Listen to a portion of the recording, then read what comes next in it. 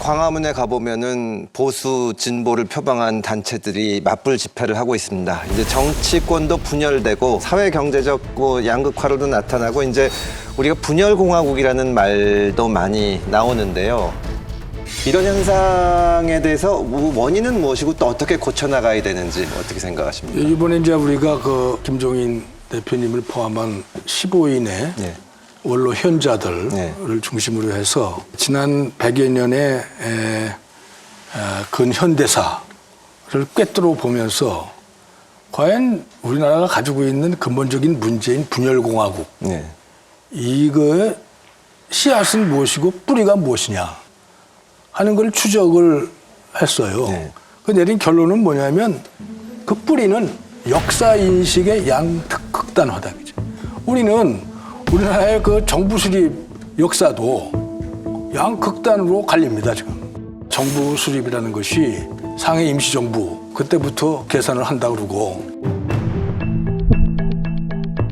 어떤 분은 이 1948년 8월 15일 정부 수립을 중심으로 역사가 이어진다고 하는데, 그 이후에 남북이 분단되면서 또 남북 분단이라는 것이 하나의 이념적 갈등의 또 요인이 되기도 하고, 그죠?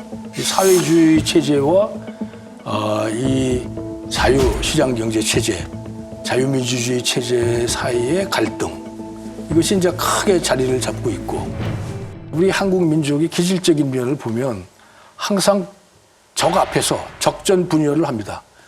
여기 임진왜란 때도 우리가 분열을 했죠. 그리고 구한말도 그렇고, 심지어 그 해방 이후의 전국도 분열했죠. 그 6.25 직전도 상황 정리가 잘 안 됐죠. 심지어 지금은 아주 최극단의 분열 상태에 있습니다. 근데 그것이 특별한 이유가 있는 건 아니고, 정치를 통해서 이익을 추구하려고 하는 세력들이 기득권을 보호하려고 하기 때문에 결국은 상대방을 약화시켜야 자기가 생존할 수 있다고 보기 때문에 이 분열합니다. 그래서 우리 그 국민들이 약간 그 분열에 쉽게 넘어가는, 정치 세력이 분열 회동, 회유에 쉽게 넘어가는 기질이 있기 때문에 어떤 그 정파의 리더가 한번 나와가지고 회유를 하면 쉽게 팬덤화됩니다. 또. 그래서 제가 볼 때 이 문제를 해결하려고 그러면 통합의 리더십 외에는 방법이 없다. 누가 걸출한 인물이 나오든 제도적으로 발전을 시키든 하여튼 이 국가 전체를 통합할 수 있는 리더십이 있어야 되는데, 지금 자기 패거리들만 가지고도 정치할 수 있다라고 하는 단계까지 우리나라 정치가 이렇게 두 나라 현상 또는 분열공화국까지 됐다. 그래서 결국 누가 피해자냐? 민생이 피해자죠. 아마 이렇게까지 여소야대 전국에서 합의가 안 되고 협의가 안 되고 대화가 안 되면서 극단으로 흘러가는 의회 정치는 처음 봤어요. 결국 그럼 그 결과가 뭐냐? 위기 극복이라는 게 하다 보면 순간순간 많은 입법을 통해서 해결해야 될 부분도 많은데 하나도 해결하지 못하는 거죠. 그러면 결국 국민들의 피해를 키우는 수밖에 없기 때문에 지금 현재 이 양당 정치에 관계하고 있는 사람들한테 얘기하고 싶은 것은 잘못하면 역사의 죄인이 될 수 있다. 상당히 조심해야 된다. 97년 외환 위기 때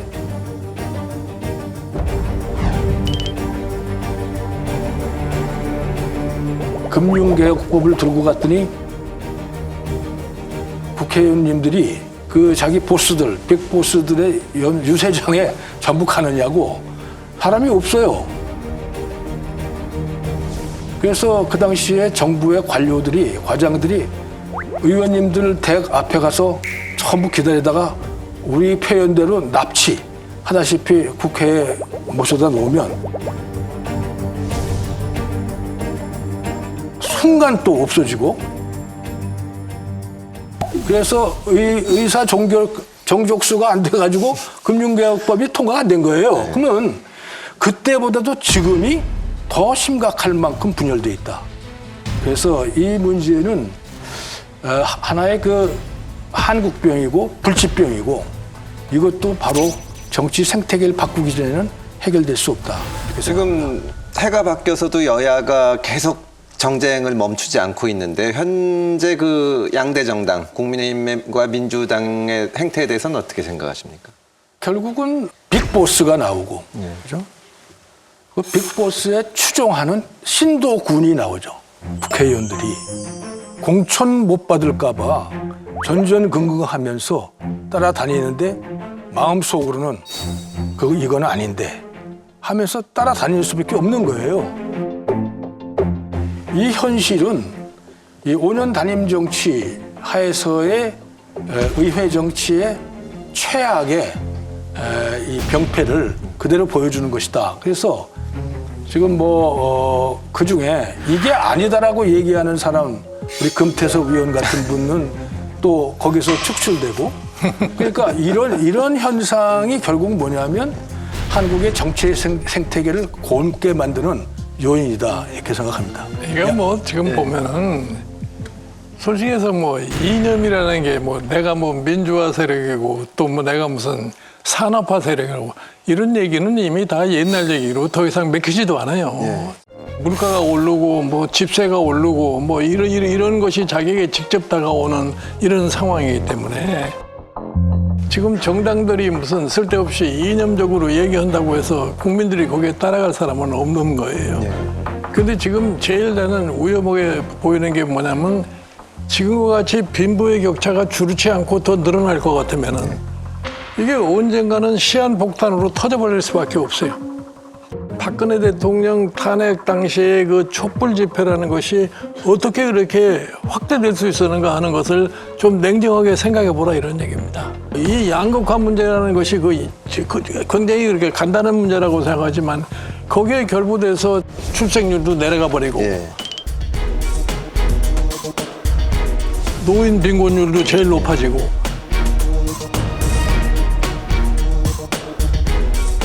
자살률도 지금 뭐 평균 이상으로다가 높아지고 최근에 와서 뭐 독고 생활하는 사람들의 자살률이 굉장히 높다고 뭐 외신의 보도로 될 창피할 정도로 이게 됐는데 근데 그거를 보고도 정치권이 아무런 반응을 보이지 않잖아요. 그리고 최근에 정부 얘기 보면 뭐 재정 운영 준칙을 만들겠다 했네요. 그러면 재정 운영 준칙을 만든다면은 건전 재정을 하겠다 이런 얘기인데 그러면 건전 재정만 생각을 보면은 그러면 사실 말하는 이 사회 안전망은 어떤 방법으로 만들어갈 거나 생각해야 할 거 아니에요? 우리가 이웃 일본만 생각해도 일본이 왜 GDP 대비 국가 부채가 250% 가까이가 늘어나느냐? 거기도 이 사회 안전 예를 들어서 노인들 생활 안정시켜야 되고 건강보험도 제대로 유지해야 되고 이런 거 하려면은 국가가 거기에 재정적으로 투입하지 않으면 안 되기 때문에 갈 수밖에 없다는 얘기. 그게 하나의 민주주의의 비용으로다가 들어가는 거다 이런 얘기예요. 그런데 지금 현실은 전혀 딴 걸 하고 있는데 정부의 정책 방향은 엉뚱한 방향으로 가고 있는 모습을 보이다 이런 얘기예요. 그럼 과연 국민이 거기에 만족하겠느냐. 그렇게 해가지고 내년도 총선을 갖다가 제대로 승리로 이끌 수 있다고 생각하느냐. 나는 그걸 생각을 하면은 굉장히 답답한 사람들 아닌가 이렇게 생각을 해요. 이 위원장님 아까 그 국민의힘 전당대회 관련해서 말씀을 해주셨는데 지금 이제 민주당을 또 바라보면 이번에 이재명 대표가 검찰 출석하면서 여러 가지 난맥상도 보이고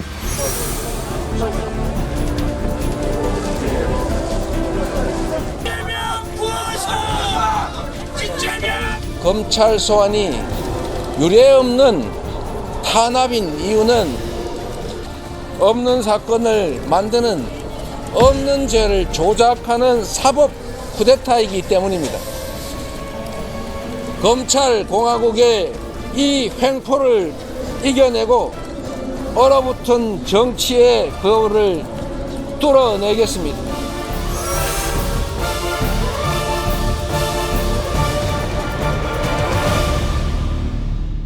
또 제1야당이 어떻게 해야 되는지에 대해서 논의도 많은 것 같습니다. 민주당에 대해서 지금 현재 모습을 좀 진단을 해주시고 어떤 점을 좀 고쳐야 되는지. 나는 민주당과 이재명 그 대표의 사법 리스크는 좀 분리해서 생각하는 것이 정당으로서 해야 할 가치라고 생각을 해요. 지금 뭐 사실은 뭐 이재명 이코르 민주당이라고 생각하면은 민주당에 희망이 없어요. 그걸 좀 분리해서 생각을 해서 사실은 이제 민주당은 민주당대로 내년도 선거를 어떻게 취할 것인가를 생각을 해야지 거기에 질질질질 끌려다니다가는 옛날에 언제예요? 2016년 민주당 이상하게 돼가지고서 한참 어려움에 빠졌던 그런 상황을 또 면치 못할 거라고. 방금 이사장님도 말씀하셨지만 이제 얼마 안 있으면은 집권 여당의 전당대회가 있을 텐데요. 그 네. 전당대회를 둘러싼 모습들에서도 이제 뭐 대통령실의 역할이 논란이 되기도 하고 그런 것 같습니다.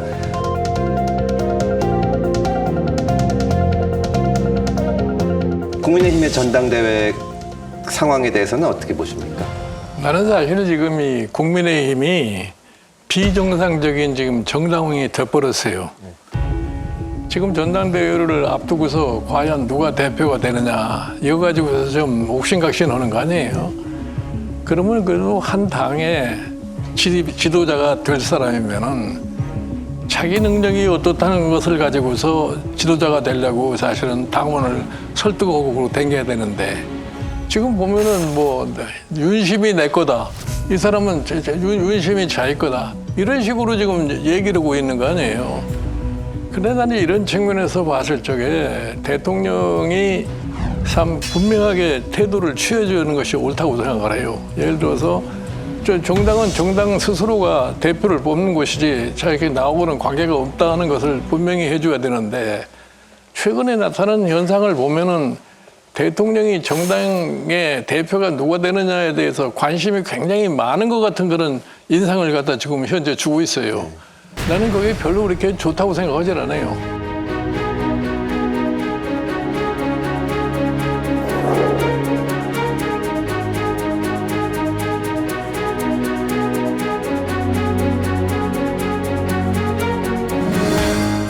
예를 들어서 우리가 과거를 볼 것 같으면은 노무현이 대통령이 돼가지고서 자기를 뽑아준 정당을 갖다가 자기 거를 만들기 위해서 자기 마음대로 안 되니까 결국은 당을 부수고서 열린우리당을 만들지 않았어요?